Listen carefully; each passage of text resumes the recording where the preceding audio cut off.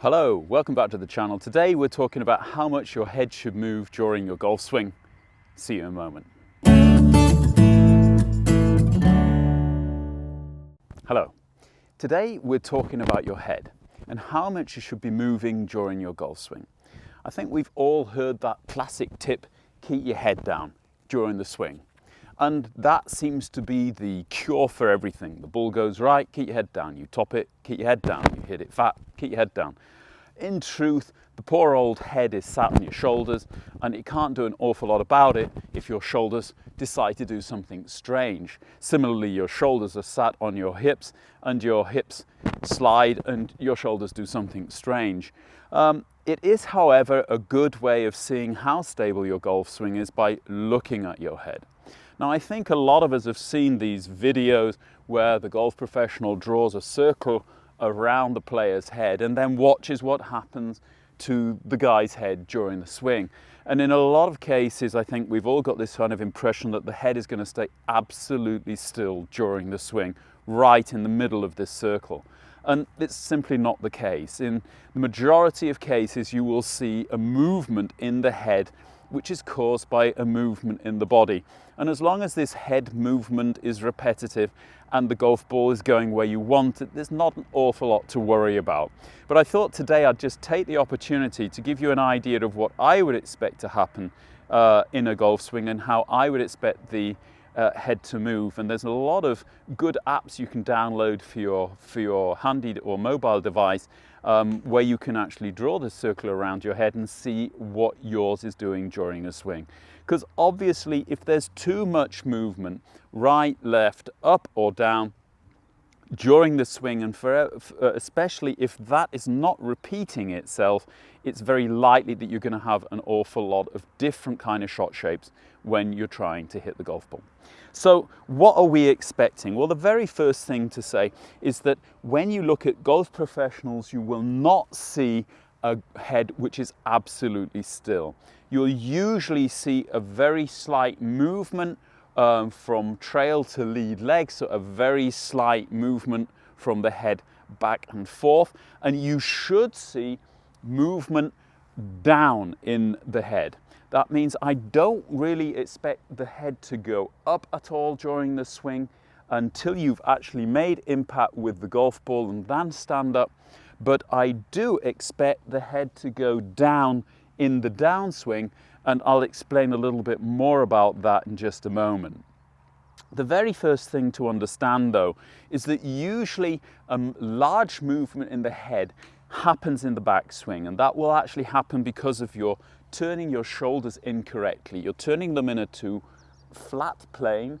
That means rather than getting the left shoulder down and under your chin, you're letting it come over, and basically the left shoulder or the lead shoulder is just taking your head with it. What's also happening, whether it be because you think there's going to be a little bit more energy there, or whether you're just so stiff that your body is making you stand up at the end of your backswing. And this are two things that you want to avoid.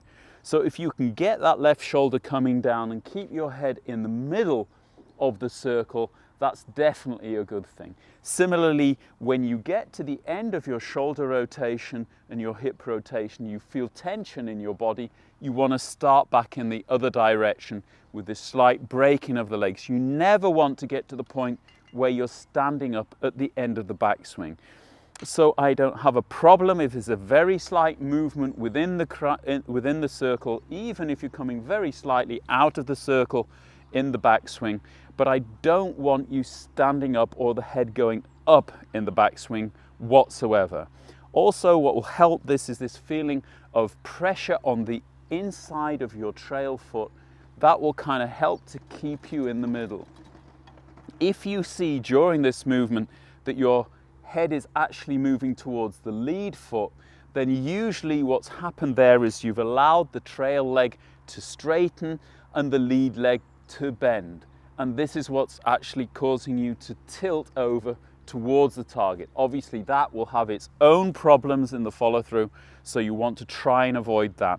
A good feeling is basically resistance in the legs, the knee staying in the same bend in the backswing as that they had at the address position, although you allow your lead hip to come forward, your trail hip to go back a little bit. There's no sliding in the hips whatsoever, and that's actually keeping you stable in the backswing. In the downswing, it's a different matter. Once we actually start the downswing, you should be actually getting your legs to break and then to straighten in order to get this hip rotation going. Because of this happening, what's actually going to happen at the same time is that your butt is going to be pushed up. You're going to go into what we call an anterior tilt for a small amount of time, and that's actually going to throw your head forward. Now, when we're talking about the spine, we're talking about a lot of vertebrae piled on top of one another. And we're not talking about a steel rod which connects your hips to your head. So when this happens, what's actually happening is a bowing in the body. And if you look at some of the top players, it's very easy actually to see that as they start their downswing, not only do their hips rotate, their shoulders rotate, but their head actually goes down. And that does not mean that they are closer to the golf ball, because the center of the golf swing is more in the chest area, and that is actually staying more or less the same distance away from the ground as it was in the address position. This is also the reason, if you look down the line, you get this kind of hunchback impression going on down the line of the player at impact. You haven't got a straight back at impact, it is bent. And therefore, I would expect your head to go down slightly as you go into impact. A good exercise for this, I think we've probably had something similar in the past, is allowing your right hand to, or your trail hand to slide down your trail leg in the follow through, or even the feeling of kind of punching out to a target about a half a yard in front of the ball to actually get the feeling of leg straightening and shoulder coming down, and that actually allowing your head to go down with it. Once you've actually made impact with the golf ball, the swing of the club is going to pull you forward and up. You want to be rotating around this lead hip, and that's going to basically carry you forward.